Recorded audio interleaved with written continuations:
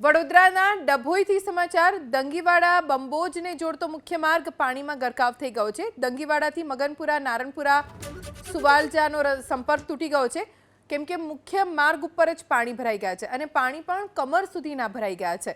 મુખ્ય માર્ગ ઉપર ઢાઢર નદીના પાણી ફરી વળતા હાલાકી જનજીવન ઉપર અસર થઈ છે। કરાલીપુરા રોડ ઉપર પણ ઢાઢર નદીના પાણી ફરી વળતા ડભોઈ વાઘોડિયા રોડ બંધ કરવાની ફરજ પડી। કરાલીપુરા માર્ગ ઉપર પ્રયાગપુરા માર્ગ પર પાણી વહી રહ્યા છે। ઢાઢર નદીના જળસ્તર વધ્યા છે, હજી પણ વધશે કેમ કે મહીસાગર જિલ્લામાં પણ વરસાદ ખૂબ વધ્યો છે, ડેમમાં પાણીની આવક વધી છે।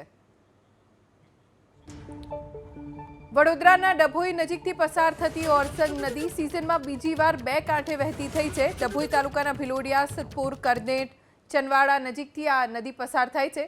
ડભોઈ પાસે ઉપરવાસમાં ભારે વરસાદના પગલે ઓરસંગ નદી બે કાંઠે વહેતી જોવા મળી રહી છે। આગળ ચાંદોદ પાસે નર્મદામાં ભળશે નદી।